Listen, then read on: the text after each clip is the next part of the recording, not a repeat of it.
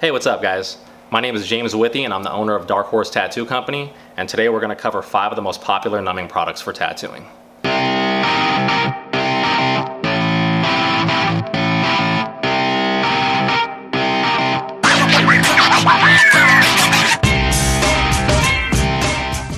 Okay, so just a little while ago, I made a video about how much tattoos hurt, and part of that video I talked about things you can do to reduce the amount of pain that you feel during a tattoo.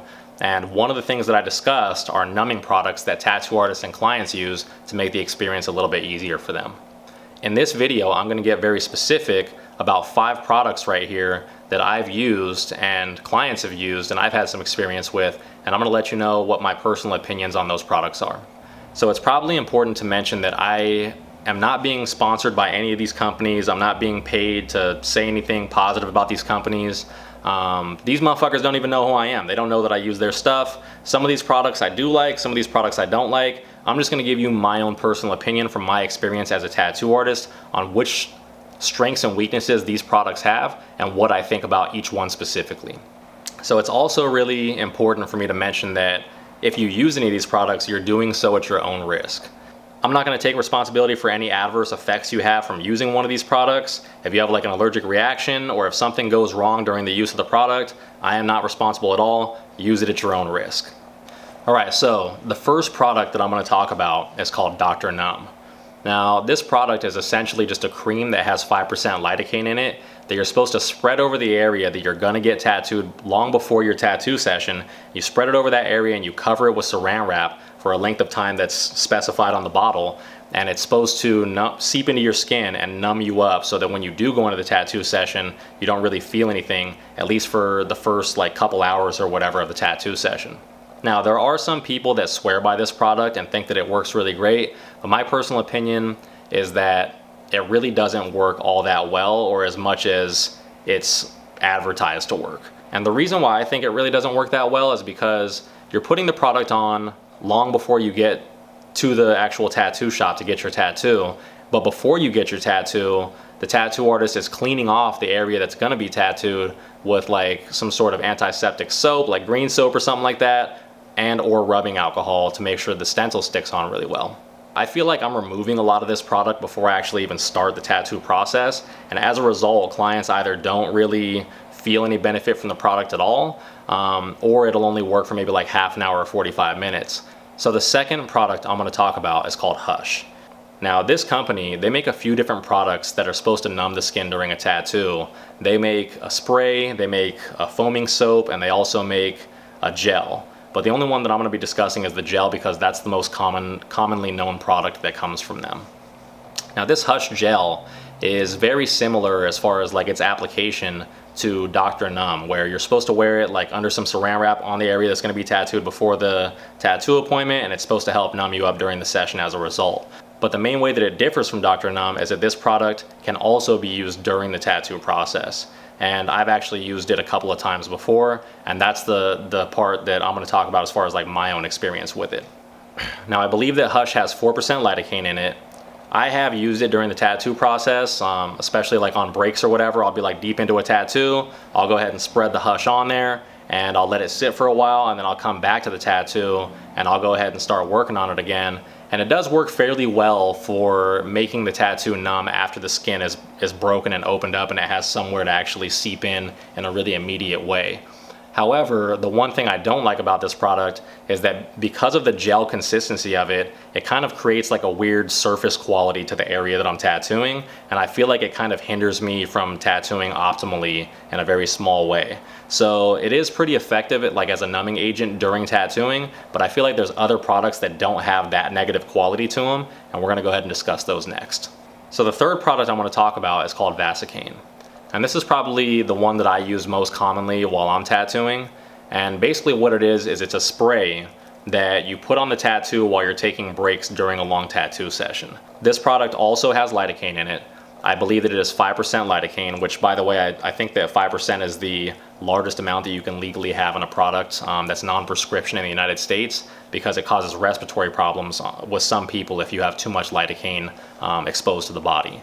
Now, it's important to mention that there are drawbacks to this product right here. And one of them is that it melts stencils away pretty easily if you spray it onto a stencil during the tattoo. And one of the problems with this is that if you're doing a realistic tattoo, it's really important that the artist preserves the stencil as long as possible so that he's not outlining a bunch of things and making them look more cartoony or illustrative if that's not what he wants. Now, another reason why this product can't be used during the early stages of the tattoo is because unlike Dr. Numb and Hush, this product actually needs the skin to be opened up for it to take effect. So it only works on areas of the tattoo that have been worked on and have been beat up by the needle quite a bit, so that it has like some way to soak into the skin to actually start, doing what it's supposed to do as far as numbing the tattooed area. However, once it does, if you're 3 or 4 hours deep into a session and you go ahead and as the tattoo artist, if you spray that on the client, that it makes such a huge difference in as far as how much pain they feel. And it really, in some cases, will make it almost painless to where the client only feels pressure, like the needle stabbing in and out and like applying pressure to the skin, rather than feeling the actual pinch, like the pain of the tattoo itself. It's very similar to how, like, if you would be at the dentist and they're in there with the crazy pliers or whatever, and they're pulling out one of your teeth, and you know that it should hurt, and you feel a bunch of pressure in there, but it actually isn't. There's no sharp pain associated with it whatsoever. Vasa Cain will do the same thing. Now, with this product, another downside is that the numbing capability of it is temporary. So you spray it on to the tattoo during a break, and then you get like the numbing qualities of it for a short period of time, and then after that it starts to wear off as the tattoo is being wiped more, or if the tattoo artist uses soap on the surface of the tattoo to like clean off all the excess ink that's on there. At that point, the numbing ability of this product is actually greatly diminished, so it is important to keep on applying it over and over during a tattoo. Now, one other downside to this spray, this Vasa Cain, and also a lot of these other numbing products that I'm going to talk about during this video, is that when it takes effect, it actually makes the skin kind of open up like all the pores or whatever, and it tends to look more textured and look like chicken skin. Now, whether or not this affects the tattoo process probably would depend on which artist you ask, but in my opinion, I feel like it affects it very minimally, if at all. The only thing that I could see is that maybe it would make it a little bit harder to shade evenly over an area that has some untattooed skin that hasn't been affected by the Vasa Cain and some tattooed skin right next to it that has been affected, because the difference in swelling can actually make it so the tattoo needle, when it's raking across, it's not going like the same depth into the skin all the way across that entire surface as it would if the surface was totally flat and none of the skin was swollen at all. So that is one way that it affects the tattoo process negatively, and some artists might not choose to use the product because of that. Another reason that swelling is a problem for tattoo artists is because it does affect the photograph of the tattoo, and it makes it look very swollen and makes it just not look as good as it would if it didn't have those pores opened up as much as they are when the product takes effect. So now that I've discussed the Vasa Cain in depth, I want to talk about one more product that's very similar to it called Bactine. So Bactine is also a spray, and it also contains lidocaine, but in addition to lidocaine, it contains a couple of other ingredients, one of which is benzocaine, and another one that I really can't remember off the top of my head right now is an antiseptic. So it has a lower percentage lidocaine than Vasa Cain does. I think it's like, I don't know, 2.7 or 3% or something like that. But it is pretty effective still, even having like about half the amount of lidocaine in it. So it probably doesn't numb quite as well as Vasa Cain does, but it does have some advantages over Vasa Cain, and that's the reason why I'm going to mention it in this video. One of those advantages is that this product is very easy to get. Vasa Cain, along with all the other products that I am going to mention in this video, have to be ordered online, and as far as I know, they can't be bought in any store, maybe with the exception of Dr. Numb. You might be able to find that one in like a Walgreens or some shit, but most of these you're going to be ordering online, like off of Amazon or off of tattoo supply websites, or off the websites that actually, are associated with this product themselves. But Bactine can be found pretty much anywhere, as far as like grocery stores, Walgreens, CVS, pretty much any drugstore or grocery store, pharmacy, you're going to be able to find Bactine there in the first aid section. So it is very widely available, and as the client, you can go grab that and ask your tattoo artist, bring it to them and see if they're willing to use it, and it's very accessible for you. Now, another advantage that Bactine has over Vasa Cain, even though it doesn't numb quite as much, is that it doesn't cause that swelling that I just talked about a little while ago. And Bactine, I mean, it will swell up a little bit, but it definitely does it less so than what Vasa Cain does. So it's a little bit more mild on the skin than Vasa Cain is in terms of like the way the skin physically reacts to it. So one more advantage that Bactine has over Vasa Cain is that in addition to being a numbing product, it is also an antiseptic product. So not only does it numb the tattoo, but it actually cleans the tattoo and lessens the chance of infection because it has ingredients in it that slow the growth of microbes, or actually might make it so that, you know, it's harder for microbes to exist on the surface of the skin.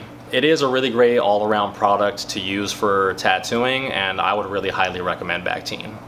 Okay, so now that I've talked about products that are meant to be used before the tattoo session and also products that are meant to be used on the breaks during a tattoo session, I want to talk about the only product that I've used that I think is effective that's meant for application throughout the entire tattoo session. And that product is called H2 Ocean Nothing Glide. Now, H2 Ocean, they make a variety of different aftercare products and numbing products. They make like a numbing foam soap, which also works fantastically, but this product is probably the only one that I regularly purchase from them, and it is pretty fucking amazing. When I have a client that consistently has a hard time sitting through a long tattoo session, I will bust this stuff out and use it on them the entire time that I'm tattooing them, and it really does help them get through. Before I get into what this product actually is, it's important to explain that every tattoo artist, every professional tattoo artist during a tattoo, they are going to be applying some sort of lubricant to your tattoo the entire time they're working on you.